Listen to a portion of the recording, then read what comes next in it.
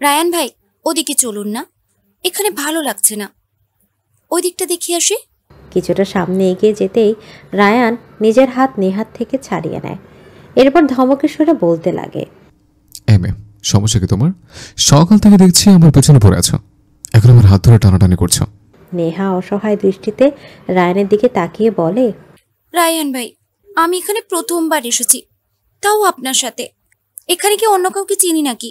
কার সাথে থাকবো আমি? আমার বোনটাও তো ইয়ানার আগে পিছে ঘোরে। এখন আপনিই বলুন, আমি একা একা ঘুরবো এই অচেনা জায়গায়? নেহার এমন কথা শুনে রায়ান আর কিছু বলতে পারে না। ঠিকই তো, ওদের দু বোনকে বাড়ির লোক এখানে রায়ানের ভরসায় পাঠিয়েছে, ওদের দেখে রাখার দায়িত্ব তারই। রায়ান অন্যদিকে মুখ ফুরিয়ে নেহাকে উদ্দেশ্য করে বলে, ঠিক আছে, থাকো আমার সাথে, কিন্তু এমন হাত ধরে টানাটানি করবে না আর। নেহা মাথা দুলিয়ে সম্মতি জানায়, কিন্তু তবুও নেহা ফেভিকলের মতো তার সাথে চিপকেই থাকে।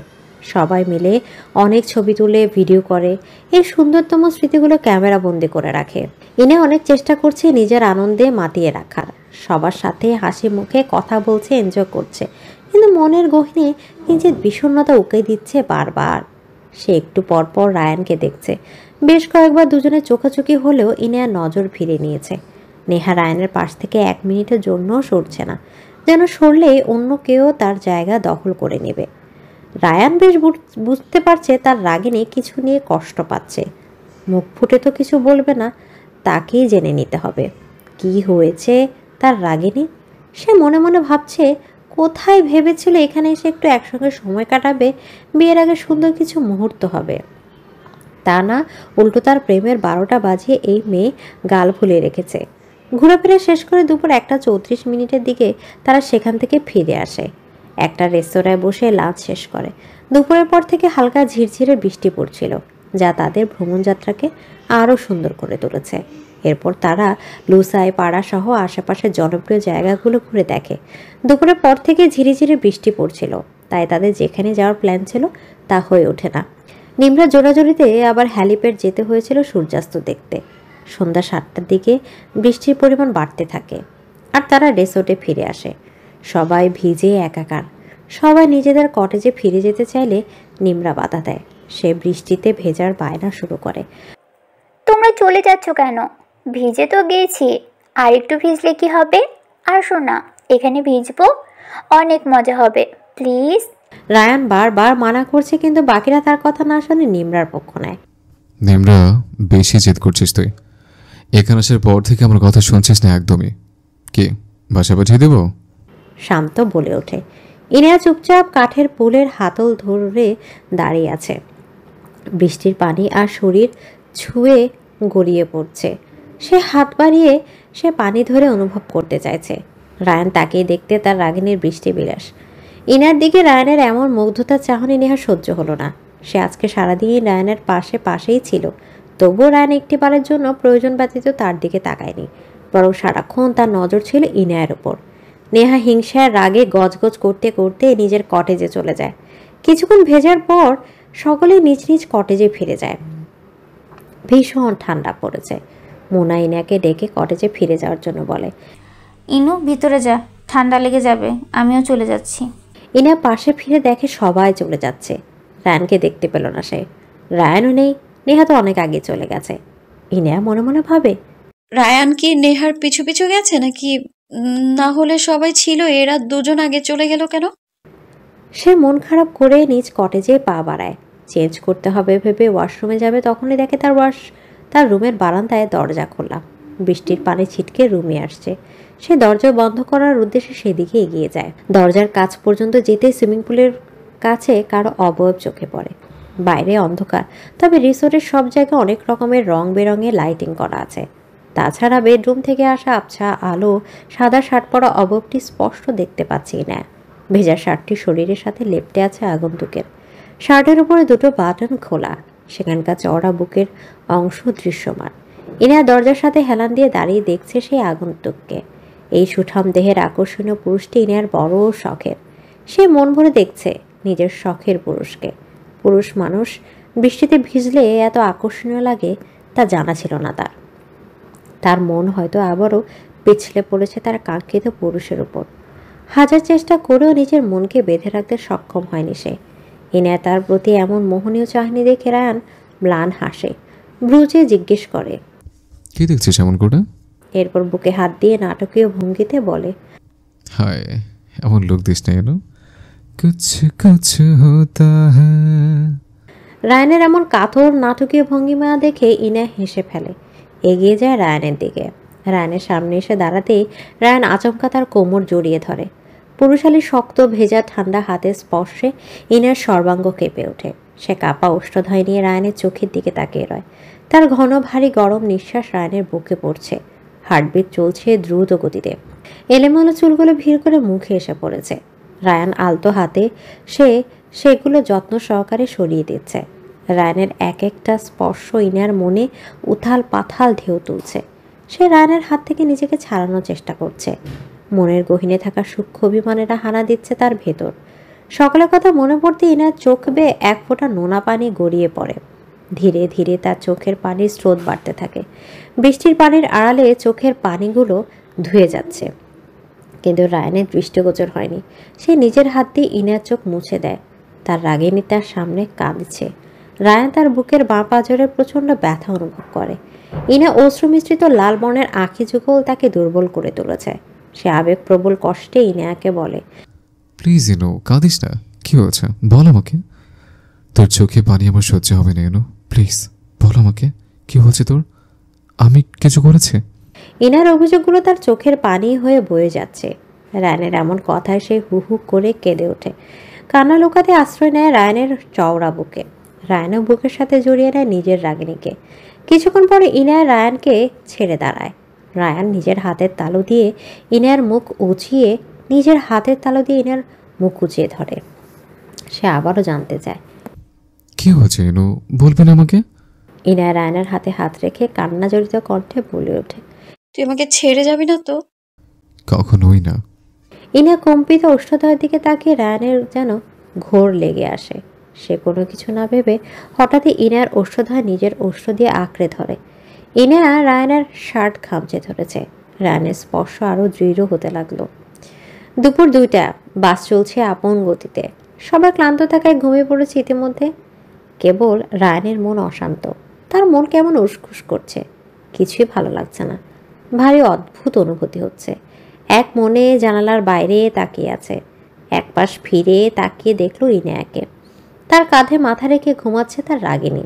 প্রিয় মানুষকে পাশে রেখেও তাকে হারানোর এক বিষাক্ত যন্ত্রণা হচ্ছে রায়ানের হৃদয়ের গহীনে। কেন মনে হচ্ছে সুন্দর মুহূর্ত এখানে শেষ হতে চলেছে। বাড়ির সবাই জানে তারা সাজেকে এসেছে, কেবল রায়ানের দাদি সাবিনা বেগম ব্যতীত। উনি জানতে পারলে কখনোই আসতে দিতেন না, তাই মূলত তাকে জানানো হয়নি।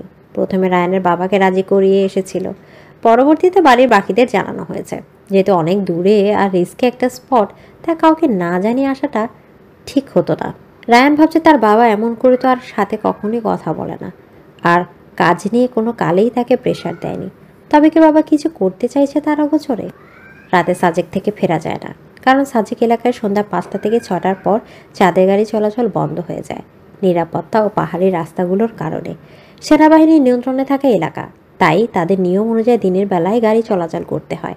রাস্তাগুলো পাহাড়ি ও আঁকাবাঁকা, রাতের বেলায় বেশ ঝুঁকিপূর্ণ। তাই সাজেক থেকে ফিরতে হলে সকাল 9টা থেকে 10টার মধ্যে আর বিকেল 3টা থেকে 4টার মধ্যে গাড়ি ধরে খাগড়াছড়ি ফিরে আসতে হয়। গতকাল রায়ানের বাবা রেগে থাকায় বেশ কিছু কথা শুনতে হয়েছে তাকে, যা সে কাউকে বলেনি। বাবার এমন আচরণে সে নিজেও ভুলে গিয়েছিল এই কথা। পরে আরমান তাকে স্মরণ করে দিয়েছিল। দেরি হয়ে যাওয়ার মুনা শান্ত গতকাল ঢাকায় ফিরতে পারেনি। সকালে উঠে রায়ান ইনার কটেজে যায়, কিন্তু সেখানে ইনায়াকে দেখতে পায় না। পরে দেখে ইনার ট্রি বেলকনিতে দাঁড়িয়ে আছে। রায়ান গিয়ে ইনার পাশে দাঁড়িয়ে তার কাঁধে হাত রাখে। ইনা ধীরে রায়ানের বাহুতে মাথা এলিয়ে দেয়। চোখ বন্ধ করে রায়ানকে বলে, শুনেছি মন থেকে দোয়া করলে আল্লাহ তা ফিরিয়ে দেয় না। জানিস আজকে আমি সকালে নামাজ পড়ে কি দোয়া করেছি? রায়ান জিজ্ঞেস করে, কি দোয়া? যাতে জীবনের প্রতিটা সূর্যোদয় এইভাবেই আমরা একসাথে দেখতে পারি।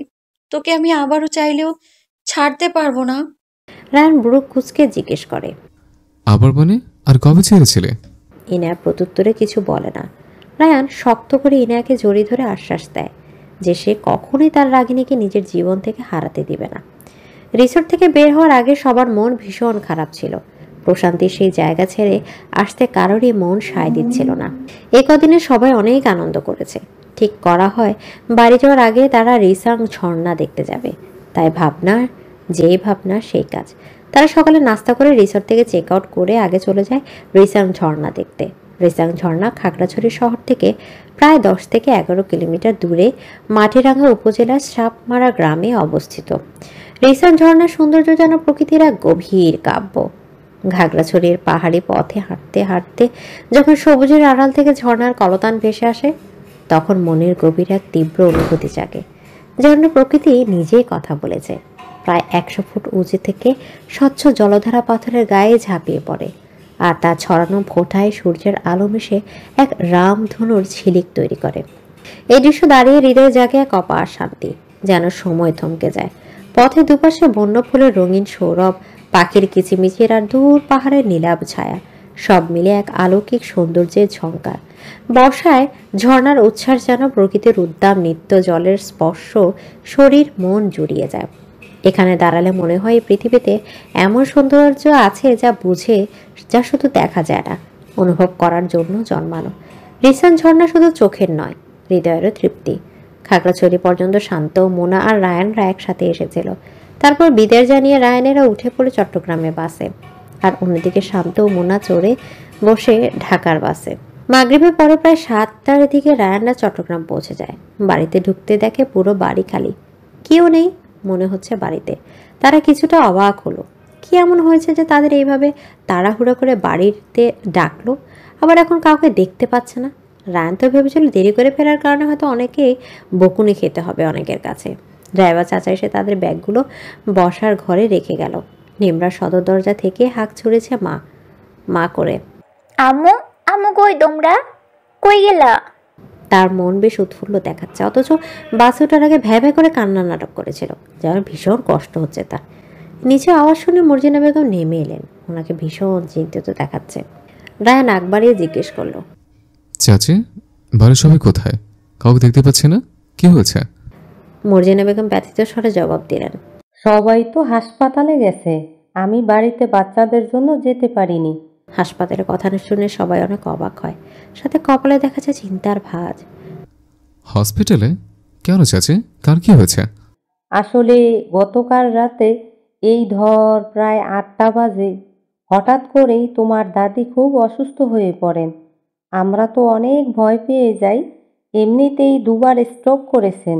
ডাক্তার বলেছে 3য়বার করলে বাঁচানো মুশকিল হতে পারে। রায়হান খুব অস্থির হয়ে পড়ে। দাদি এমন অসুস্থ আর তারা কিনা তাড়াতাড়ি আসার বদলে ঘুরে বেড়াচ্ছিল। তাদের সবার এই কথা শুনে অনুশোচনা হতে লাগলো, বিশেষ করে নিমরার। তাড়াতাড়ি বাড়ি ফিরতে বলায় না জানি মনে মনে কত গালমন্দ করেছে, দাদিকেই বেশি করেছে। সে ভেবেছিল দাদি হয়তো তাদের ফেরার জন্য বলেছে, তাই বড় চাচু কল করেছে। রায়ান হসপিটাল যেতে চাইলে মর্জিনা বেগম তাকে থামিয়ে বলেন, না বাবা, যেতে হবে না তোমাকে। তোমার চাচুর সাথে একটু আগেই কথা হয়েছে, ওনার চলে আসবে কিছুক্ষণের মধ্যেই। তোমার দাদিও ভালো আছে এখনো, তেমন বড় কোনো দুর্ঘটনা হওয়ার আগেই আল্লাহ সহায়তা করেছে। তোমরা যাও, ফ্রেশ হয়ে আসো, আমি তোমাদের কিছু চা নাস্তার ব্যবস্থা করছি। তারপর সবাই যে যার ঘরে চলে যায়। নিজের রুমে গিয়ে রায়ান কিছু চিন্তা করছে। তার ভাবনায় আসছে বারবার নেহার কথা। নেহা গতকাল রাত থেকে একেবারে চুপচাপ, কোনো ব্যাপারে কোনো কথা বলছে না। যদিও এমনিতে সবার সাথে খুব একটা কথা বলে না, তবুও বেশ অদ্ভুত লাগছে তার। যখন তারা সাজেক থেকে ফিরে আসবে বলল, তখন সবাই দুঃখী হলেও নেহাকে খুশি খুশি আর বেশ স্বাভাবিক লাগছিল, যে সে আগে থেকেই জানে সব। আবার সকালে ঝর্ণা দেখতে যাওয়ার কথা শুনে যেখানে সবাই অনেক খুশি, সেখানে নেহা কেমন বিরক্ত বোধ করছিল। বাড়িতে ফেরো দাদির অসুস্থতার কথা শুনে তারা চিন্তায় পড়ে গেল, অথচ নেহা চুপচাপ নিজের ঘরে চলে যায়। কোনো প্রতিক্রিয়া নেই তার, কিন্তু দাদির সাথে সব থেকে বেশি নেহাই অ্যাটাচ ছিল। সেই হিসেবে তো তার বেশি কষ্ট পাওয়ার কথা, দাদিকে দেখতে চাওয়ার জন্য উদ্বিগ্ন হওয়ার কথা, কিন্তু কিছুই করলো না। সে স্বাভাবিক। বেশ কিছুক্ষণ এসব ভেবে ভেবে ওয়াশরুমে চলে যায় সে। ফ্রেশ হয়ে নিচে চলে আসে, বসার ঘরে অপেক্ষা করছে। বাবা চাচাদের অনেকবার কল করেছে, কাউকে না পেয়ে শেষে কানিজ বেগমকে কল করলে সেও তাকে হাসপাতালে যেতে নিষেধ করেছে। একটু পর সবাই সাবিনা বেগমকে নিয়ে বাড়িতে প্রবেশ করে। বাড়িতে যারা ছিল সবাই বসার ঘরে অপেক্ষারত ছিল তাদের জন্য। সাবিনা বেগমকে তারা ঘরে নিয়ে যাওয়া হয়। একে একে সবাই তার ঘরে ভিড় জমায়। নেহা আগে আগে গিয়ে দাদির পাশ ঘেঁষে বসে পড়ে। নাজমা বেগম সবাইকে উদ্দেশ্য করে বলে, দয়া করে এখন কেউ আমাকে বিরক্ত করো না। ডাক্তার বলেছে রেস্ট নিতে, তাকে একটু আরাম করতে দাও। এই কথা শুনে সবাই সাবিনা বেগমের কামরা থেকে বেরিয়ে আসে। মর্জিনা বেগম গিয়ে হালকা পাতলা কিছু খাবার খাইয়ে তারপর ওষুধ খেয়ে ঘুম পাড়িয়ে দেন।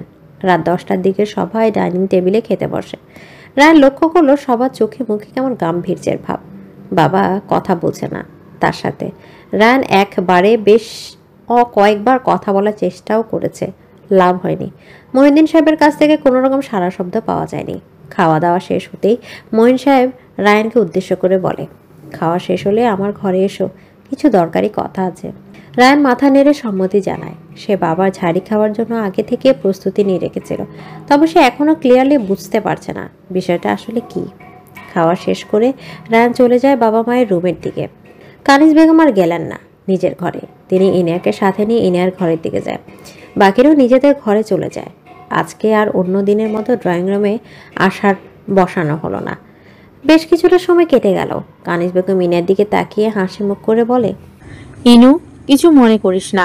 আসলে এই বাড়িতে আমার শাশুড়ির হুকুমই শেষ কথা। ওনার কথার বাইরে এখানে কিছু হয় না। যেহেতু উনি এখন অসুস্থ, এই কটা দিন এই বাড়িতে আনন্দ ফুর্তি কিছুই হবে না। তোর যদি বোরিং লাগে আমাকে বলিস, আমি তোকে বাড়ি পাঠানোর ব্যবস্থা করে দিব। আমি তো তোকে চিনি, তোর নিশ্চয়ই এখানে ভালো লাগছে না। কথাগুলো বলেই কানিজ বেগম কেমন অপ্রস্তুত হয়ে পড়লেন, যেন গুছিয়ে বলতে পারছেন না কি বোঝাতে চাইছে। আবার মনে মনে এইও ভাবছে ইনার মনে কষ্ট গেল কিনা। মনে বেশ দ্বিধাদ্বন্দ্ব নিয়ে আবারও জিজ্ঞেস করলো, আমার কথায় কিছু মনে করিসনি তো? আমি কিন্তু তোর কথা ভেবেই বলেছিলাম। ইনা হেসে উঠে বলল, না না ফুপি, কি বলছো এসব? যদিও আমার এখানে খুব একটা অসুবিধা হচ্ছে না, তবে বাড়ির কথাও বেশ মনে পড়ছে। আমি নিজেই বাড়ি যেতে চাই। অনেকক্ষণ হয়ে গেল কানিজ বেগম এখনও ইনার ঘরে। রায়ান তার বাবার সাথে কথা বলছে। মাঝে মাঝে চিৎকার চেঁচামেচির শব্দ শোনা যাচ্ছে। এমনও তিনি বাবা ছেলে কথা বলছে বলে সেখানে যাচ্ছে না। তাকে দেখে মনে হচ্ছে তিনি আজকে নিজের ঘরে যাওয়ার মন মানসিকতায় নেই। কিছুক্ষণ পর পর চিল্লাচিল্লি শব্দে ভেসে আসছে। ইনার থাকতে না পেরে কানিজ বেগমকে জিজ্ঞেস করলো, কি হয়েছে ফুপি, কোনো সমস্যা? রায়ান এমন কেন করছে ফুপার সাথে? আর ফুপাকেও আজ বেশি রাগান্বিত মনে হচ্ছে। কানিজ বেগম এই কথার কোনো উত্তর দিল না। ইনা আগ্রহ নিয়ে তাকিয়ে আছে কানিজ বেগমের জবাবের আশায়। কানিজ বেগম রয়ে শুয়ে জবাব দিলেন, আসলে পারিবারিক কিছু ঝামেলা, পরে জানতে পারবি। পাশের ঘর থেকে বেশ জোরে দরজা বন্ধ করার শব্দ পাওয়া গেল। কানিজ বেগম এক মুহূর্তের জন্য আঁতকে উঠলেন যেন। তিনি আর থাকতে পারলেন না। ইনার উদ্দেশ্যে করে বললেন, তুই ঘুমিয়ে পড় ইনু, আর তৈরি থাকিস আগামীকাল বাড়িতে যাওয়ার জন্য। ইনার উত্তরের অপেক্ষা না করে তিনি বেরিয়ে গেলেন। কানিজ বেগম ইনার ঘর থেকে বেরোতেই দেখলেন পর্দার আড়াল থেকে নেহা বেরিয়ে দ্রুত নিচে নেমে যাচ্ছে। এই দৃশ্য দেখে কানিজ বেগমের বেশ ঘৃণা লাগলো নেহার প্রতি। এই মেয়েটা ছোটবেলা থেকে অনেক আদর করতেন তিনি, তবুও নেহার কিছু স্বভাব ওনার পছন্দ না। নিজের বিয়ের কথা লুকিয়ে লুকিয়ে শুনতে এসেছিল, আর এই মেয়ে কিনা হবে তার ছেলের বউ ভেবে কেমন লাগছে তার। কানিজ বেগম নিজের ঘরে না গিয়ে রায়ানের ঘরের দিকে পা বাড়ালো। দরজায় হাত রাখতে বুঝতে পারলেন দরজার ভেতর থেকে বন্ধ। কানিজ বেগম ধীর আওয়াজে কেবল ছেলেকে অনুরোধ করতে লাগলেন দরজা খোলার জন্য। বেশি জোরে জোরে করলে আবার পাশের ঘর থেকে ইনায় বেরিয়ে আসতে পারে। ভেতর থেকে ভাঙচুরের আওয়াজ শোনা যাচ্ছে। কানিজ বেগম আরও ভয় পেয়ে গেলেন। তার ছেলে কি করছে ভেতরে? নিজের কোনো ক্ষতি করছে না তো? তিনি আকুতির স্বরে ডাকছে ছেলেকে, রায়ান, আবু, একটা বার দরজা খোল, মায়ের কথা শোন বাবা। কিন্তু রায়ান দরজা খুলল না। কানিজ বেগমও সেখানে দাঁড়িয়ে রইলেন আর বারবার রায়ানকে দরজা খোলার জন্য অনুরোধ করতে লাগলেন। সকাল প্রায় 10টায় ইনার ঘুম ভাঙে। ঘড়ি কাটা 10টার ঘরে দেখে কিঞ্চিত অবাক হয় সে। যৌথ পরিবার হওয়া এখানে সবাই সকাল 8টার মধ্যে উঠে পড়ে। সে মনে মনে ভাবে আজকে এতক্ষণ হয়ে গেল কেউ তাকে ডাকতে আসেনি, নাকি ডেকেছে সেই শোনেনি। ফুফু অথবা নিমরা তো এতক্ষণে তাকে ডেকে তোলার কথা। হঠাৎই তার গতকাল রাতের কথা মনে পড়ে গেল। তাকে তো রায়ানের কাছে যেতে হবে। ফুফু মানা করেছিল বলে রাতে সে ঘুমের বাইরে যায়নি। ভেবেছিল সকালে জেনে নিবে কি হয়েছে। তাদের পারিবারিক ঝামেলা সম্বন্ধে জানার ইনার এত আগ্রহ না থাকলেও রায়ানের কি হয়েছে তা তো জানতেই হবে তাকে। সে দ্রুত বিছানা ছেড়ে উঠে ওয়াশরুমে চলে যায় ফ্রেশ হওয়ার উদ্দেশ্যে। ফ্রেশ হয়ে সে সুন্দর করে ওড়না পরে নিয়ে রুম থেকে বের হয়। প্রথমে রায়ানের রুমের দিকে যায়। দরজা খোলাই ছিল, তবে সামান্য ছাপিয়ে রাখা হয়েছে। ইনায়া দরজা ঠেলে ভেতরে উকি দিয়ে দেখে ঘরে কেউ নেই। এখানে আসার পরে সে রায়ানের রুমে খুব একটা আসেনি, 2-1বার এসেছিল হয়তো। আজকে ঘরটা কেমন ফাঁকা ফাঁকা মনে হচ্ছে তার কাছে। শেষবার যখন এসেছিল অনেক সুন্দর করে গোছানো ছিল, কত রকমের দেশি বিদেশি শোপিস দিয়ে সাজানো ছিল ঘরটি। এখন সে সবের কিছুই নেই, কেমন একটা বিষণ্ণতার ছায়া সারা রুম জুড়ে, যেমনটা ইনায়ার ঘরে হয় যখন সে রেগে গিয়ে রুমের সব জিনিসপত্র ভেঙে ফেলে। তবে রায়ানের তো এমন কোনো অভ্যাস আছে বলে তার জানা নেই। রায়ানকে সেভাবে রাগতেও দেখেনি কখনো। ইনায়া পুরো ঘরে আরেকবার চোখ বুলে সেখান থেকে বেরিয়ে আসে। নিচে এসে দেখে এখানেও কেউ নেই। ড্রয়িং রুম, ডাইনিং, এমনকি কিচেনেও কাউকে দেখা যাচ্ছে। আশেপাশে তাকিয়ে দেখলেও কাউকে দেখা যায় কিনা। ড্রয়িং রুমের পাশের করিডোরের দিকে যেতেই বুঝতে পারলো সবাই সাবিনা বেগমের ঘরে আছে। সেখান থেকে কথার আওয়াজ ভেসে আসছে। দরজার সামনে পর্যন্ত গিয়ে ইনায়া একটু দ্বিধায় পড়ল তার সেখানে যাওয়া উচিত কিনা। সাবিনা বেগম খাটের সাথে হেলান দিয়ে বসে আছে। তার পাশেই খাটের উপর তার হাত ধরে বসে আছে নেহা। সামনের একটা চেয়ারে রায়ানকে বসে কিছু বলছেন তিনি। ভাব এমন যেন জীবনের শেষ ইচ্ছেটুকুর জানান দিচ্ছে। আবদারে ডালা সমেত নাদির কাছে হাজির হয়েছে বৃদ্ধা অসুস্থ দাদি। পুরো ঘর জুড়ে পরিবারের বাকি সদস্যরা। রায়ান মাথা নিচু করে বসে আছে। মাঝে মাঝে আর চোখে বাবা মায়ের দিকে তাকাচ্ছে আহত নজরে। আর সেই শত্রু মাখা চোখে ছিল হাজার কোটি অভিযোগ বাবা মায়ের প্রতি। রায়ানের বাবা আকুতি ভরা দৃষ্টিতে ছেলেকে ইশারা করছে কিছু না বলতে। সাবিনা বেগম পরম আদরের স্বরে একমাত্র নাতিকে বলতে লাগলেন, দাদু ভাই, আমার বড় খাইশ, মরার আগে তোমার বিয়ে দেখা যাব। আমি অনেক আগে তোমার বিয়ে ঠিক কইরা রেখেছিলাম। আমি চাইছিলাম তোমাকে জানাইতে, তবে তোমার বাবা মা আমার কথার মূল্যায়ন করে নাই। তোমার কাছে আমার দাবি রইল দাদু ভাই, আমার আবদারখানে তুমি ফেললো না। রায়ান সন্তর্পণে দাদির হাতখানা সরিয়ে দিয়ে বলে ওঠে, এসব বলার সময় এখন নয় দাদি, এ বিষয় নিয়ে না হয় পরে কখন আলাপ করা যাবে, আগে আপনি সুস্থ হন। না দাদু ভাই, এমনিতেও অনেক দেরি হয়েছে, পাচ্ছি মরি ঠিক নাই। তার আগে আমি এই সম্পর্ক পাকাপোক্ত করে যেতে চাই। নেহা, রাত তোমার। কথা বলতে বলতে সাবিনা বেগম দরজায় দাঁড়িয়ে থাকা ইনায়াকে দেখতে পেলেন। একগাল হেসে হাত বাড়িয়ে ইনায়াকে ডাকতে লাগলো, কি গো মেয়ে, আসো ভেতরে আসো, ওখানে দাঁড়িয়ে আছো কেন? ইনায়া মুচকে এসে ভেতরে ঢুকে এখানে কি নিয়ে আলোচনা হচ্ছে তা তার জানা নেই। সকলের মনোযোগ এবার গিয়ে পড়ে ইনায়ার উপর। এখানে থাকা কম বেশি সবাই আন্দাজ করতে পেরেছে রায়ান আর ইনায়ার সম্পর্কের ব্যাপার। তাই সবার মধ্যে এক চাপা ভীতি কাজ করছে। এবার কি হবে কে জানে। ইনায়াকে দেখে রায়ানের আতঙ্ক দ্বিগুণ হয়ে গেল।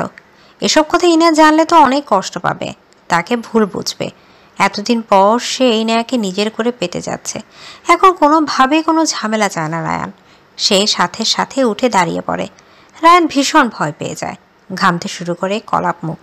সাবিনা বেগম উৎসাহিত কণ্ঠে ইনায়াকে বলে, তৈরি হইয়া নাও মেয়ে, সামনে এই বাড়িতে অনুষ্ঠান হইতে যাচ্ছে।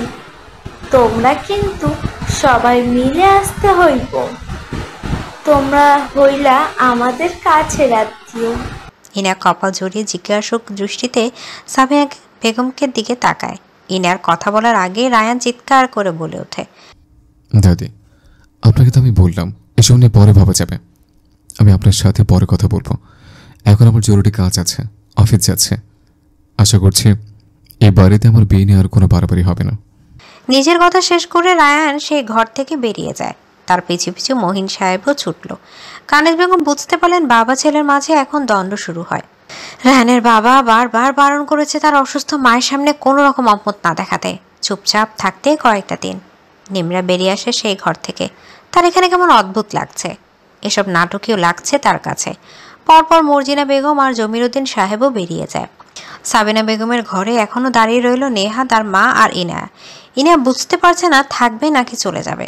সাবিনা বেগম ইনায়াকে উদ্দেশ্য করে বলে, আমার কথা তো শেষ না হতে সবাই চলে গেল। শোন মাইয়া, তোমার যেটা কইতে চাইছিলাম, আমি রায়ানের বিয়া ঠিক করছি নেহার সাথে। আগামী মাসের মধ্যেই দিনক্ষণ ঠিক করব। তুমি তো এই বাড়ির মেহমান, তাই খুশির খবরটা তোমারও জানানোর দরকার। ইনার যেন পায়ের তলা থেকে মাটি সরে গেল। সে হতভম্ব হয়ে সেখানেই দাঁড়িয়ে রইল। সাবিনা বেগম এক নাগারে বলা কটাক্ষকর কথাগুলো কেমন মাথায় ঢুকতে চাইছে না তার।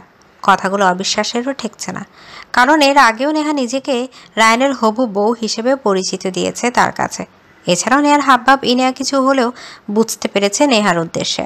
সে আবার জিজ্ঞেস করার শক্তিটুকু কুলিয়ে আনতে পারছে না যেন। গলা ধরে এসেছে কয়েক সেকেন্ডের মধ্যে, তবুও না বুঝার ভান করে আবার জিজ্ঞেস করলো, কার বিয়ে?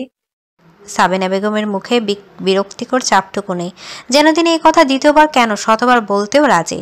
তিনি আবারও হাসি মুখে বলে ওঠেন, নেহা আর রায়ানের। কেন, তুমি কি ভাবছো? আর কার সাথেই বা হবে? ইনি এক পলক নেহার দিকে তাকালো। নেহার চোখে মুখে কেমন জিতে যাওয়ার খুশি, আবার দাদির কথা লজ্জায় নিজের দিকে মুখ করে আছে। ইনার চোখ জোড়া ভীষণ চলছে, চোখের কোণে ইতিমধ্যে পানির জোয়ার নামতে শুরু করেছে। নেহা খাট থেকে নেমে এসে ইনার সামনে দাঁড়ায়, তার ছেলে সুরে বলে ওঠে, কি এখন খুব কষ্ট হচ্ছে? ভাবো তো, যখন তুমি আমার হবু বরের সাথে পিরিত করে বেড়াচ্ছিলে তখন আমার কেমন লাগছিল? ইনা কোনো জবাব দিতে পারল না, নেহার দিকে তাকিয়ে চুপচাপ দাঁড়িয়ে আছে। নেহা এবার সাবিনা বেগমকে অভিযোগের স্বরে বলেন, দাদি, তুমি এই মেয়েটাকে এখান থেকে চলে যেতে বলো, না হলে আমার বিয়ে হতে দেবে না। এখানে এসেছেই তো রায়হান ভাইকে আমার কাছ থেকে কেড়ে নিতে। লজ্জা থাকলে কি আর এখানে থাকবো? আমরা তো আর বাড়িতে আসা মেহমানকে ধাক্কা দিয়ে বাইরে বের করে দিতে পারবো না, তাই না? পাশ থেকে নাজমা বেগম ইনার হাত চেপে ধরে বলে, এই মেয়ে, এটা কি তোমাদের পরিবারের রীতি নাকি? তোমার ফুফু আমার থেকে আমার ভালোবাসার মানুষকে কেড়ে নিয়েছিল ছলনা করে, তাকে বিয়ে করে এই বাড়িতে নিজের কব্জা জমিয়েছে। এখন তুমিও এসেছো আমার মেয়ের জীবন ধ্বংস করতে। ইনার যেন মুখের ভাষা হারিয়ে গিয়েছে, এত অপমান সহ্য করতে পারছে না সে। এরা কি বলছে এসব? আর এক মুহূর্ত এখানে দাঁড়িয়ে থাকতে পারলো না ইনায়া, এক দৌড়ে বেরিয়ে আসলো। নিজের ঘরে গিয়ে জানালার পাশে এসে দাঁড়িয়েছে। চিৎকার করে কান্না করতে ইচ্ছা করছে, কিন্তু তা করবে না সে। নিজের দুর্বলতায় পরিচয় দিবে না কিছুতেই। তার মাথায় এখন একটাই ভাবনা ঘুরপাক খাচ্ছে, এখন কি করবে সে, কি করা উচিত তার। আচ্ছা, রায়ান তো মনে হচ্ছে জানে এই বিষয়, তবে কেন সে এই বিয়ের জন্য মানা করলো না? পরিবারের কথায় কি সে রাজি হয়ে গেছে? তখনই কানিজ বেগম এসে ইনার পেছনে দাঁড়ায়, আলতো করে ইনার মাথায় হাত রাখে। এতক্ষণ ধরে আটকে রাখা কান্নাগুলো যেন সায় পেয়ে যায়। ইনা কানিজ বেগমকে জড়িয়ে ধরে ফুপিয়ে কেঁদে ওঠে। ইনার এমন বাঁধ ভাঙা কান্না দেখে কানিজ বেগমও শক্ত করে জড়িয়ে ধরে ইনায়াকে। তার চোখ দিয়ে কয়েক ফোঁটা পানি গড়িয়ে পড়ে। ইনা কান্না জড়িত কণ্ঠে বলে ওঠে, ফুপি, আমার সাথে কেন হচ্ছে এমন? আমি কি করেছি? আমি তো কিছু জানতামই না, তবু কেন ওরা আমার সাথে এভাবে কথা বললো? আমি কেন রায়ানকে কারো কাছ থেকে কেড়ে নিতে যাব? কানিজ বেগম ইনার মাথায় হাত বুলে দিতে দিতে সান্ত্বনার সুরে বলে, এভাবে কাঁদিস না মা আমার, প্লিজ চুপ কর, শান্ত হ। ইনার কান্নার বেগ বাড়তে থাকে। এক তো ভালোবাসার মানুষকে হারানোর ভয়, তার উপর তারই পরিবারের মানুষের কাছে থেকে কটু কথা শুনে কারই বা সহ্য হয়? আর যদি হয় ইনিয়ার মতো পরিবারের আদরে কন্যা, তাহলে তো কিছুতেই মেনে নেওয়া যায় না। যে মেয়ে ছোট থেকে আদর্শ সোহাগে বড় হয়েছে, অন্যের বাড়ির লোকের কাছ থেকে কটূক্তি করে কথা শুনলে কষ্ট তো লাগারই কথা। কানিজ বেগম ইনায়াকে নিজের থেকে ছাড়িয়ে হাত ধরে টেনে এনে বিছানায় বসালেন। ইনা অসহায় মুখ করে কানিজ বেগমের দিকে তাকিয়ে বলে, ফুপি, আমি বাসায় চলে যাব। ওরা আমাকে দেখে এটা সেটা বলবে, এইগুলো আমি সহ্য করতে পারবো না। আর তোমার ছেলেকে দেখো, আমাকে এভাবে এখানে পেলে কেমন পালিয়ে গেল। কানিজ বেগম ইনার হাত নিজের হাতের মধ্যে নিলেন। তার চোখ দুটো ছলছল করছে। তিনি শান্ত গলায় ইনায়াকে বলেন, ইনু, আমি কিছু কথা বলবো, চুপচাপ বসে শুনবি, তারপর তোর যেটা ভালো মনে হয় কর, আমি আর বাধা দেব না। ইনায়া ম্লান চেহারা দিয়ে ফুফুর মুখের দিকে তাকিয়ে আছে, আগ্রহ ভরা দৃষ্টি তার। কানিজ বেগম বলতে শুরু করলেন, 26 বছর আগে ভালোবাসার মানুষের হাত ধরে এই বাড়িতে এসেছিলাম আমি। আমার মা বাবা মারা গেছে যখন আমি কলেজে পড়ি তখন।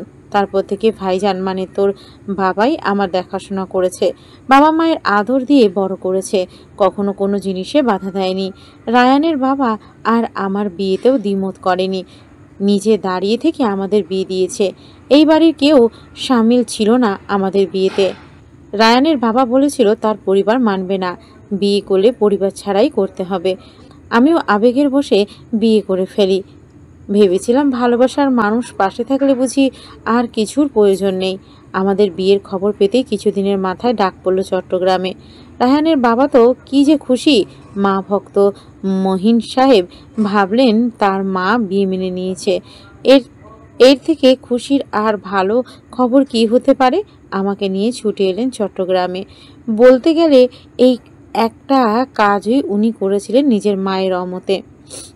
এই বাড়িতে আসার কিছুদিন পর জানতে পারলাম নাজমার সাথেই নাকি রায়ানের বাবার বিয়ে ঠিক করা হয়েছিল। সেই বিয়ে ভেঙে রায়ানের বাবা আমাকে বিয়ে করেন। নাজমা তখন এই বাড়িতে বেশি থাকতো। আমার শাশুড়ি আর নাজমা মিলে আমার সংসারের জীবন বিষিয়ে তুলতে লাগলো। আমার তখন ঢাকায় যাওয়ার অনুমতি ছিল না তেমন। তারপর বিয়ের 1 বছরের মাথায় রায়ানের জন্ম হলো।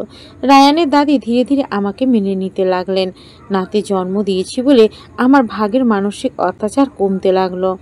তারপর নাজমা নুরুদ্দিনকে বিয়ে করে এই বাড়িতে একেবারের জন্য চলে এলো।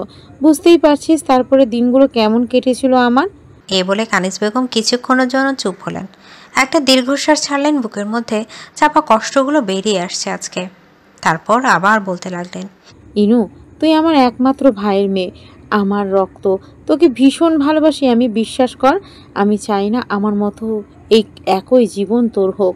তুই রায়ানকে ভুলে যা ইনু।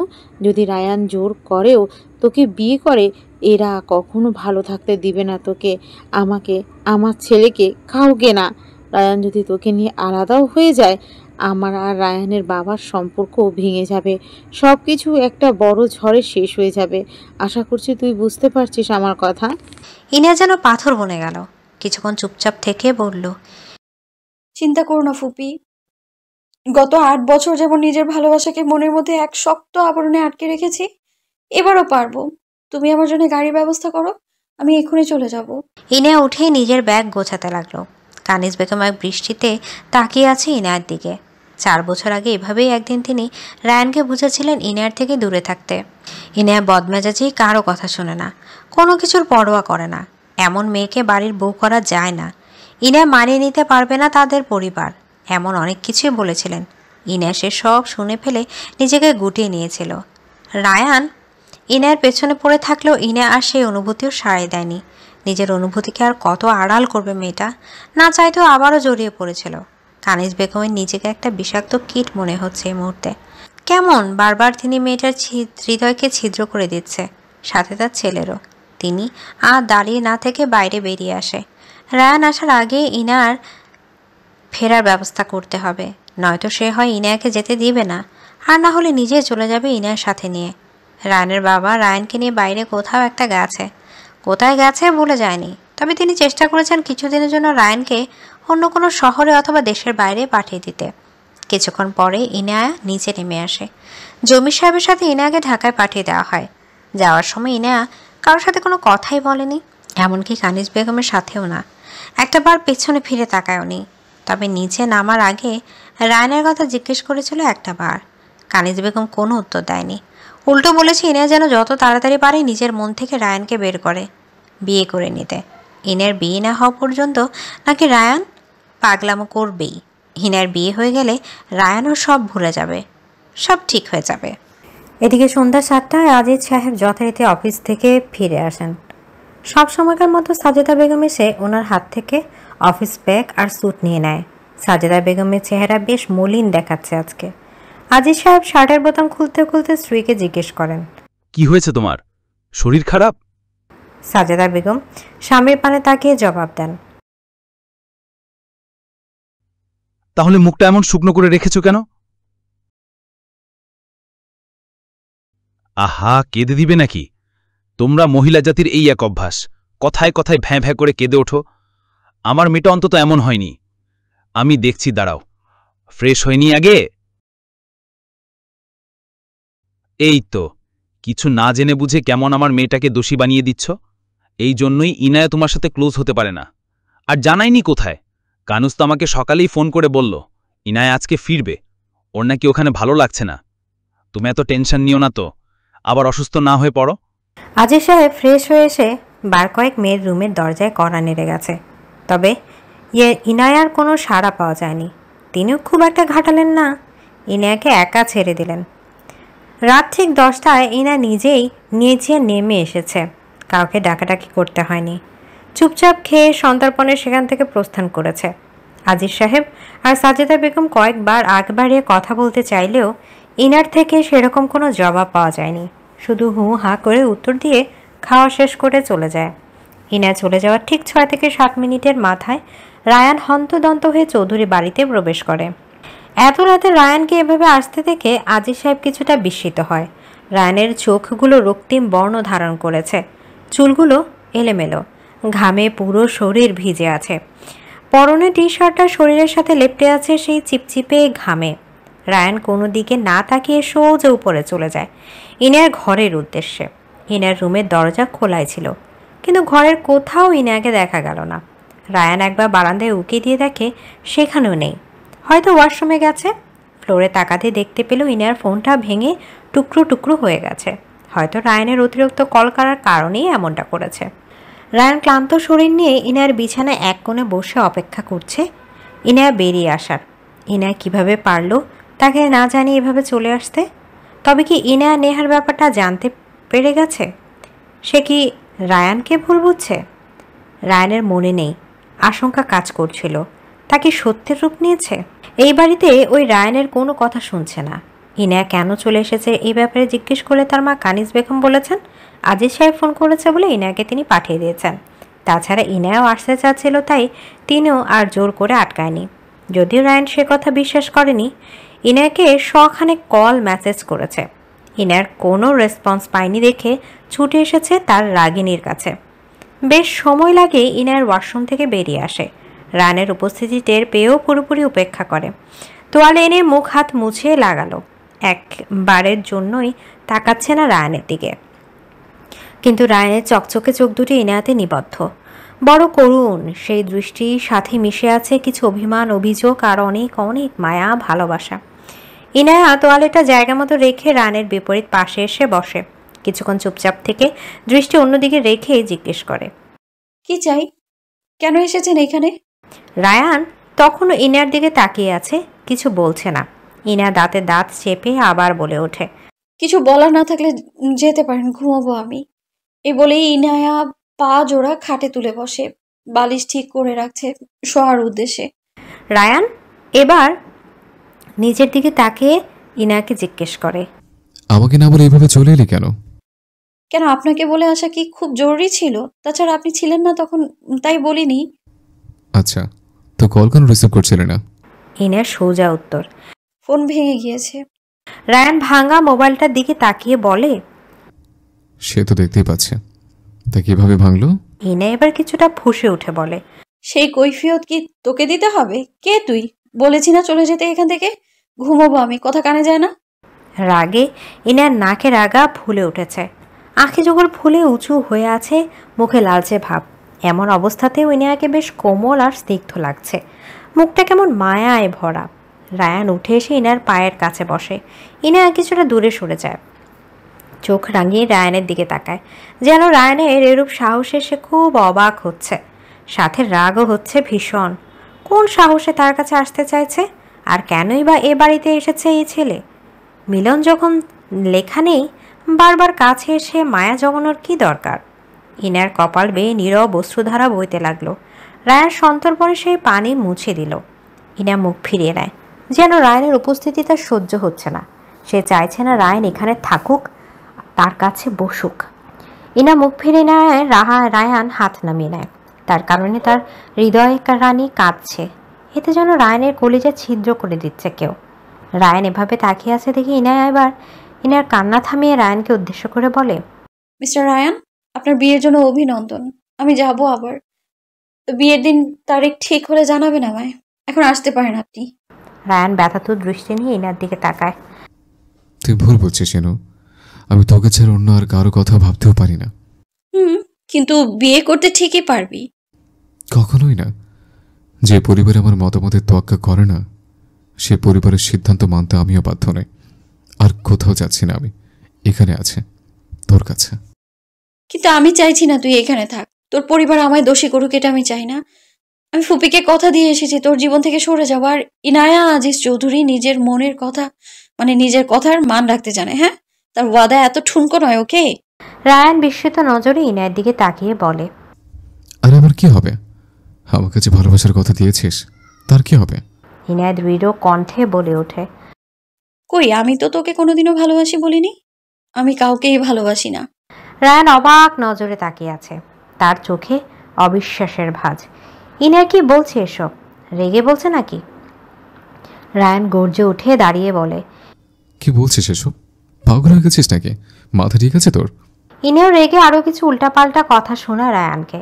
ততক্ষণে ঘরে আজিজ সাহেব আর সাজেদা বেগম চলে আসে। ইনায়া দু কানে হাত চেপে আজিজ সাহেবের উদ্দেশ্যে বলে, বাবা প্লিজ নিয়ে যাও ওকে এখান থেকে।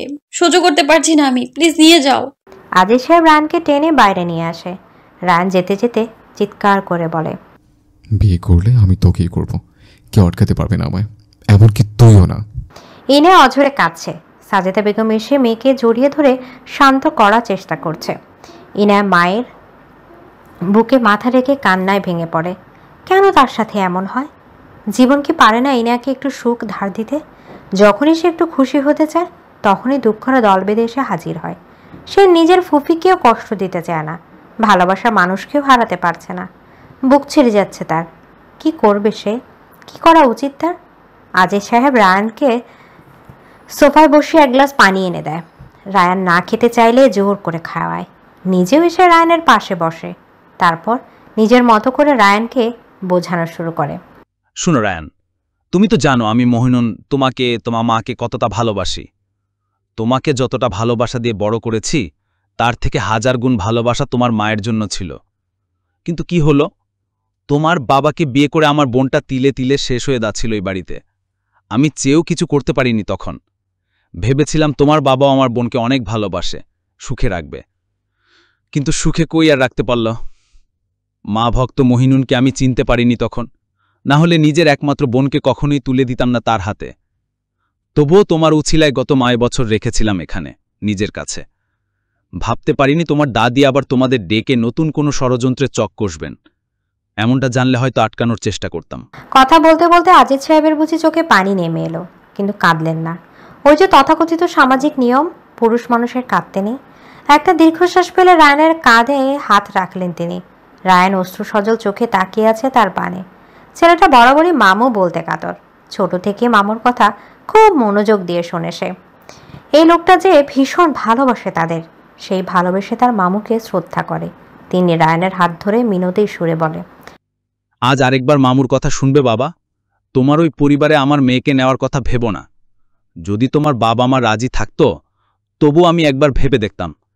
কিন্তু যেখানে তারাই বাধার প্রাচীর হয়ে মাঝখানে দাঁড়িয়েছে, সেখানে আমারও কিছু করার নেই। রায়ান মামুর এমন আকুতি ভরা কথা শুনে আটকে ওঠে। প্রথমবারের মতো মামুর হাত ছিটকে ফেলে উঠে দাঁড়িয়ে কর্কশ কণ্ঠে বলে, সম্ভব না মামু, মাফ করবেন। এই জন্মে আপনার মেয়েকে ছাড়া চিন্তা মাথা আনতে পারছি না। তবে আপনার বলার কথাটা মাথায় রাখলাম। সমস্যা পরিবারের, তাই তো? ঠিক আছে, একটু সময় দিন আমাকে।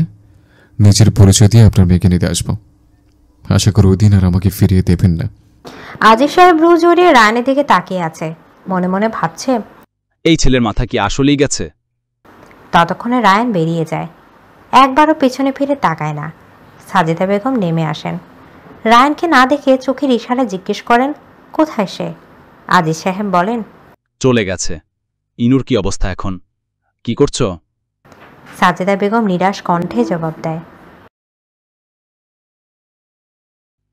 ঠিক আছে, মেয়েটাকে একটু স্পেস দাও, কিছুদিন ঠিক হতে সময় লাগবে। সাজেদা বেগম এসে স্বামীর পাশে বসে। একটু অবাক হয়ে জিজ্ঞেস করেন। আজিজ সাহেব বিরক্ত হয়ে বলে, এখানেই তো আছো, কোথাও তার চলে যাবে না বলছি পরে। আমাকে এক কাপ চা এনে দাও, মাথাটা ধরে আছে। সাজেদা বেগম আর কথা বাড়ায় না, চুপচাপ উঠে যায় স্বামীর জন্য চা করার উদ্দেশ্যে। ইনার মন কেমন করছে, কিচ্ছু ভালো লাগছে না তার। চোখ আর মাথায় ভীষণ ব্যথা করছে, নিঃশ্বাস নিতে কষ্ট হচ্ছে তার। একটু তাজা হাওয়ার প্রয়োজন। সে উঠে বারান্দায় গিয়ে দাঁড়ায়। বাইরে ঝিরিঝিরি বৃষ্টি পড়ছে। হঠাৎই তার চোখ পড়ে গেটের কাছে। রায়ান গেটের সামনে দাঁড়িয়ে বারান্দার দিকে তাকিয়ে আছে, যেন ইনা বারান্দায় এসে দাঁড়ানোর অপেক্ষায় ছিল এতক্ষণ। রায়ানকে এভাবে দাঁড়িয়ে ভিজতে দেখে ইনা অস্থির হয়ে পড়ে। এ ছেলে বাইরে দাঁড়িয়ে কি করছে, আর কতক্ষণ ধরে বা দাঁড়িয়ে আছে এখানে? রায়ানের বলিষ্ঠ শরীর বেয়ে বৃষ্টির ফোঁটা গড়িয়ে পড়ছে। সামনের দিকে চুলগুলো কপালে লেপ্টে আছে। ইনাকে দেখে রায়ান বিস্মিত হাসে। কিছুক্ষণ তাকিয়ে মন ভরে দেখে নিজের রাগে নিকে। ইনা অসহায় মুখ নিয়ে সেখান থেকে সরে আসতে চাইল। তখনই পেছন থেকে রায়ান জোর গলায় চিৎকার করে বলে ওঠে, শোনো, আমার হৃদয় রাগিনি। আমি আবার আসবো তোমায় নিতে, খুব জলদি আসবো। অপেক্ষা থেকো আমার, শুধু অল্প কিছুদিনের জন্য। ইনা বিস্মিত নয়নে তাকিয়ে দেখে সেই পাগলাটের স্বভাবের ছেলেটাকে। রায়ান চলে যায়। ইনার কান্না পাচ্ছে খুব। তার চিৎকার করে বলতে ইচ্ছা করছে রায়ানকে, সে যে সত্যি মন থেকে চায় রায়ানকে, কিন্তু নিয়তি যে তাদের বিপরীতে। এসব সে সহ্য করতে পারছে না। সে ঝামেলা সইতে সইতে ক্লান্ত। ইনায়া আর সেখানে দাঁড়িয়ে থাকতে পারল না। সময়ের সাথে সাথে তার ভেতরের আর্তনাদ বাড়তে থাকলো। এদিকে বসন্তের সুন্দর সকাল, সূর্যের ঝলমলে কিরণ চোখে পড়তেই ইনার ঘুম ভেঙে যায়। অলস ভঙ্গিমায় আড়মোড়া ভেঙে হাত ছড়িয়ে হামি দিতে দিতেই উঠে বসে। জানালার পর্দা ভেদ করে আসছে বাইরের হিমেল বাতাস, সাথে ভেসে আসছে রং বেরঙের সতেজ ফুলের সুবাস। ইনা ধীরে ধীরে গায়ে চাদর সরিয়ে নেমে এসে বারান্দায় দাঁড়ায়। আজকের সকালটা যেন রং ছাড়ানো এক স্বপ্ন। চারিদিকে হালকা রোদ, হিমেল বাতাস আর পাখির কুজন, সব মিলে এক অপার্থিব ক্লান্তি, শান্তি লাগছে মনে। গাছের ডালে ডালে কচি পাতার ভিড়, যেন প্রকৃতি নতুন করে প্রাণ ফিরে পেয়েছে। রঙিন পলাশ আর শিমুলের দল বাতাসে মিশিয়ে দিচ্ছে বসন্তের কাব্য। বারান্দার রোলিং ঘেঁষে দাঁড়িয়ে আছে 21 বসন্ত পার করা এক স্নিগ্ধ তরুণী। তার ওড়নায় হালকা রোদ আর ফুলের ঘ্রাণ মিশে আছে। চোখে বিস্ময়, মনে আনন্দ। এমন সকালে যেন মন চায় পৃথিবী থেমে থাকুক এই একটুখানি সময়ের জন্য। বসন্তের এমন সকালের মাঝে হৃদয়ের সব ভার যেন হালকা হয়ে যায়। পুরনো কষ্টগুলো ধীরে ধীরে মিশে যায় নতুন পল্লবের সমুজে। মনে হচ্ছে আজকের দিনটা খুব একটা খারাপ যাবে না তার। ভার্সিটি যাওয়া যায়। কিছুক্ষণ পর ইনা ফ্রেশ হয়ে এসে মুনাকে কল দেয়।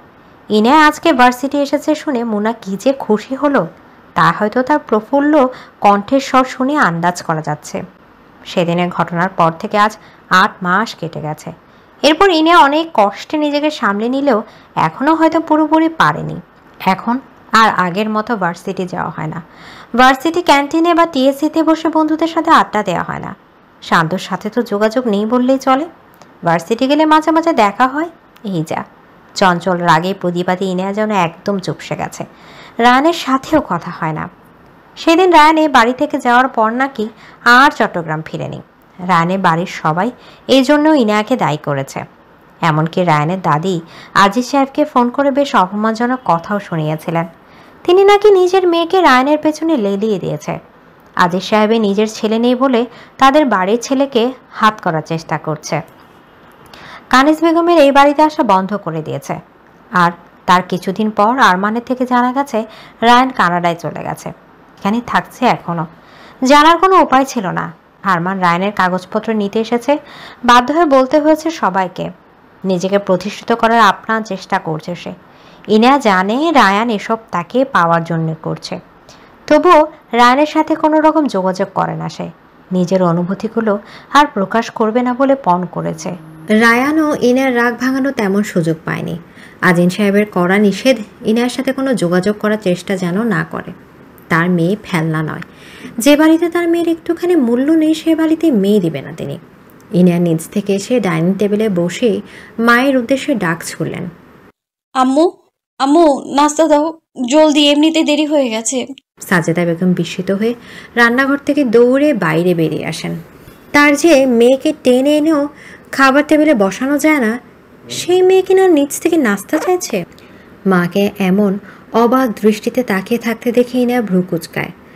কি হলো, হা করে কি দেখছো? খেতে দিতে বললাম শুনুনি? সাজিদ বেগম এবার হেসে বলে ওঠে, না আমার সময় নেই একদম, তুমি যা বানিয়েছো তাই দাও। মুনা ওয়েট করছে, তাড়াতাড়ি বের করো, বের হতে হবে তো। সাজেদা বেগম আর দাঁড়িয়ে সময় নষ্ট করলেন না। মেয়ের মেজাজ বদলে গেলে পরে না খেয়েই চলে যাবে, তাই তিনি দ্রুত নাস্তা এনে টেবিলে সাজিয়ে রাখে। একটু পর আজি সাহেবও খেতে বসে। মেয়ের মাথায় হাত বুলিয়ে দেয়। অনেকদিন পর বাবা মেয়ে মন খুলে গল্প করতে করতে খাবার খায়। কথার এক পর্যায়ে ইনা লক্ষ্য করে আজি সাহেব কিছু লুকাচ্ছে, কিছু একটা বলতে চেয়েও আঁকতে যাচ্ছে বারবার। ইনা বেশ কয়েকবার জিজ্ঞেসও করেছে, কি হয়েছে বাবা, কিছু কি বলতে চাও? চাইলে বলো, সমস্যা নেই, শুনছি আমি। কিন্তু আজিজ সাহেব বললেন না, হেসে কথাটা এড়িয়ে গেলেন। মেয়ের মন ভালো বুঝতে পেরে সাজিদা বেগম আর আজিজ সাহেবও বেশ খুশি হলেন। তাদের কলিজার রাজকন্যা কেমন বদলে গেল। প্রাণপ্রিয় সন্তানের বিষণ্ণ চেহারা দেখে কোনো বাবা মায় ভালো থাকতে পারে? নাস্তা শেষ করে আজিজ সাহেব নিজে গিয়ে মেয়েকে ভার্সিটি পৌঁছে দিয়ে এলেন। সবগুলো ক্লাস শেষ করে ইনার শান্ত আর মুনা বসে আছে ক্যান্টিনে। অনেকদিন পর একসাথে বসে আড্ডা দিচ্ছে তারা। শান্ত ইনাকে উদ্দেশ্য করে বলে, এই ব্রয়লার মুরগি কয়টা ডিম পেড়েছিস গত 22 দিনে? হাতে তো কোনো প্যাকেট দেখছি না, আমাদের জন্য আনিসনি? ইনা আকস্মিক কথাটা ঠিক বুঝে উঠতে পারে না। মুনা কি বুঝে ঠোঁট টিপে হেসে ওঠে। ইনা আর চোখে শান্তর দিকে তাকিয়ে জিজ্ঞেস করে, কিসের ডিম আর মুরগি কাকে বলছিস? বারে এতদিন বাসায় বসে তা দিলি, তবুও ডিম ফুটলো না। ডিমও যদি না দিস তাহলে বাসায় বসে করিসটা কি বলতো? ইনা এবার কিছুটা রেগেই বলে, আমি যা ইচ্ছে করি তাতে তোর কি? তুই কোন সাহসে আমাকে ব্রয়লার মুরগি বলি? শান্ত দাঁত বের করে হেসে বলে, তাহলে কি ডাকা যায় তুই বল। কিন্তু কিছু একটা ভাবার ভান করছে। ইনা শান্তর বাহুতে একটা ঘুষি মেরে বলে, বেয়াদব, তোর আমাকে কিছু ডাকা লাগবে না, আমার একটা সুন্দর নাম আছে, সেটা বলেই ডাকবি। শান্ত বাহু চেপে ধরে চোখ মুখ গুজে বলে ওঠে, ব্যথা পাইছি বেড়ি। তোর হাত এত শক্ত কেন মামা? অনেক জোরে লাগে, অনেকদিন পর খাইছি, তাই আজকের জন্য মাপ। যা, তোর এই মাঠটাও মিস করছিলাম। ইনা মুখ বাঁকিয়ে বলে, আমার হাত শক্ত না, তুই বেশি সফট, যত সব নিব্বি মার্কা ঢং। পাশ থেকে মুনা বলে ওঠে, এই হয়েছে, থাম। শান্ত, গিটার এনেছিস যেহেতু একটা গান শোনাতো। টানা ক্লাস করে বিরক্ত লাগছে। ইনাও তাদের সায় দেয়। আসলেও একটা গান হলে মন্দ হয় না, শুরু কর।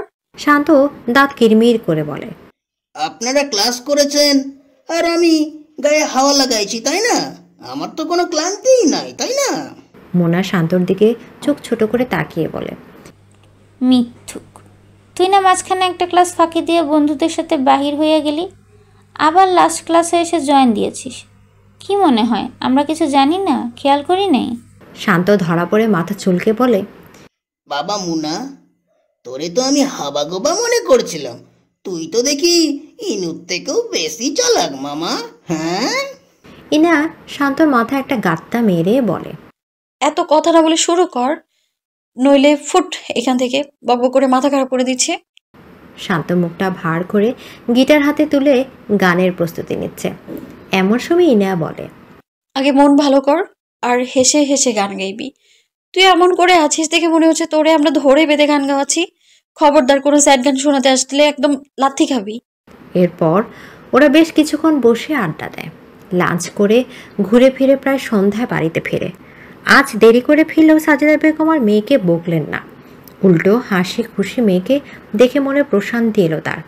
টরন্টো বিশ্ববিদ্যালয় প্রাঙ্গণ পেরিয়ে নিজের গাড়িতে উঠেছে এক যুবক। সুদর্শন আত্মবিশ্বাসী চেহারা, চোখে এক ধরনের গভীরতা, ছিমছাম ছোট ছোট দাড়ি, পরিপাটি চুল আর হালকা পারফিউমের গন্ধ যেন তার ব্যক্তিত্বে যোগ করেছে এক অনন্য আকর্ষণ। পোশাক পরিচ্ছদেও পরিপাটি, পরনে সাদা টি শার্ট আর ডেনিম জ্যাকেট যেন আরও ফুটিয়ে তোলে তার স্টাইল ও রুচিশীলতা। গাড়ির গতি নির্দিষ্ট রেখে চালিয়ে যাচ্ছে নিজ গন্তব্যের দিকে। প্রায় 15 মিনিট পর গাড়ি এসে থামে বড় এক 17 তলা দালানের সামনে।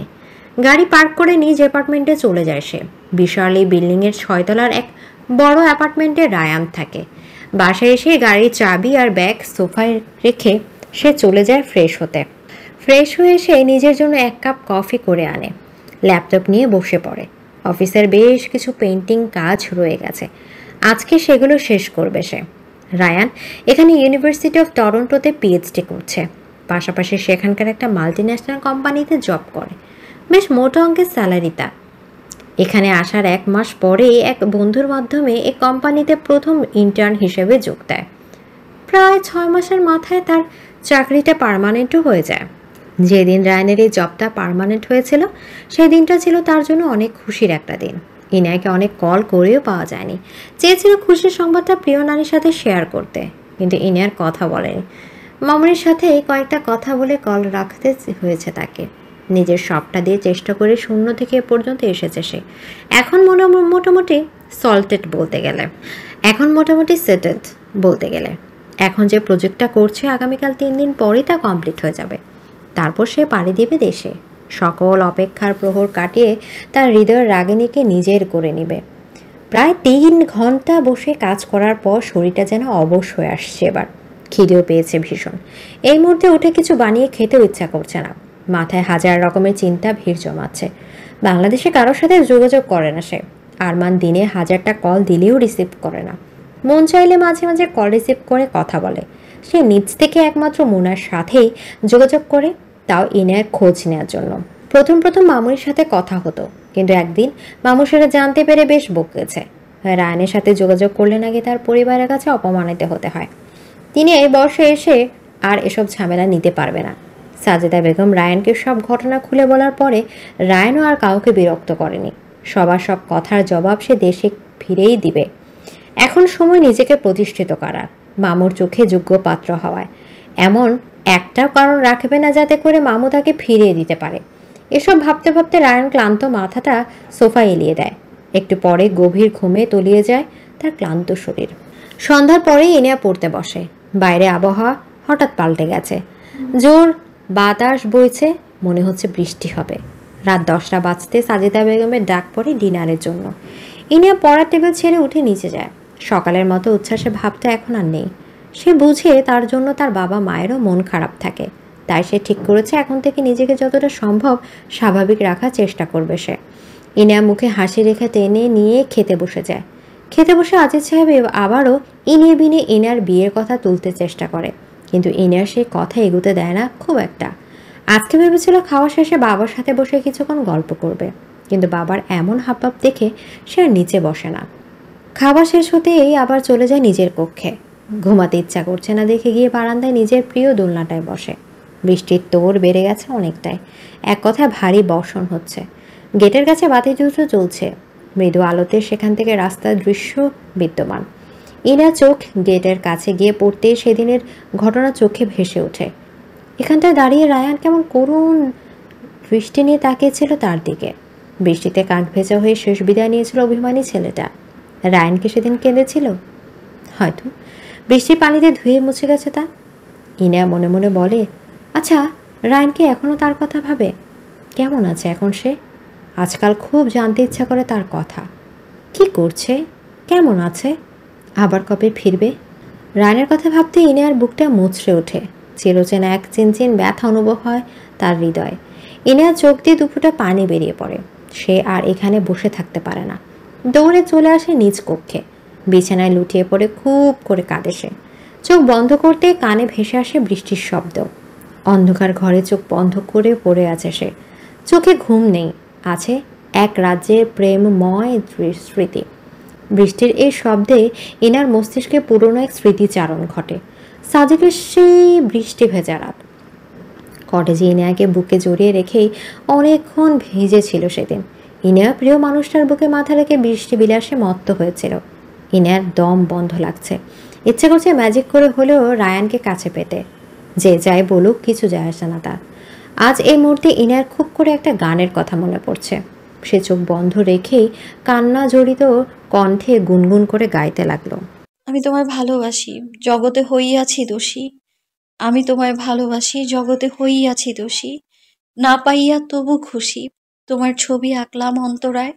তোমার সনে প্রেম করিয়া হইলাম কত অপমান। মিষ্টি মিষ্টি কথা কইয়া আমার সনে প্রেম গো করিলা। রাতে অতিরিক্ত কান্নার ফলে ইনায়ার চোখগুলো ফুলে লাল হয়ে গেছে, সাথে জ্বালাও করছে ভীষণ। ইনা ঘুম থেকে উঠে ফ্রেশ না হয়ে ঘুম ঘুম চোখে নিচে যাওয়ার উদ্দেশ্যে রওনা দেয়। উদ্দেশ্য চোখে বরফ দিয়ে রাখবে কিছুক্ষণ। দিনের বাজে 11টা। সাজেদা সে সকাল 8টা থেকে ডেকে গেছে, কিন্তু ইনায় ওঠেনি। উঠবে কি করে? ঘুমিয়েছে ভোরবেলা। কিন্তু বেশ কিছুক্ষণ হলো আর ডাকতে না এসে বাবা মা দুজনের সামনে কল দিয়ে যাচ্ছে তাকে। তাই বাধ্য হয়ে ইনায়কে বিছানা ত্যাগ করতে হয়েছে। মনে মনে চিন্তা করে নিল নিচে নেমেই মাকে একটুখানি বকে দেবে। এমন করার কি আছে সকাল সকাল?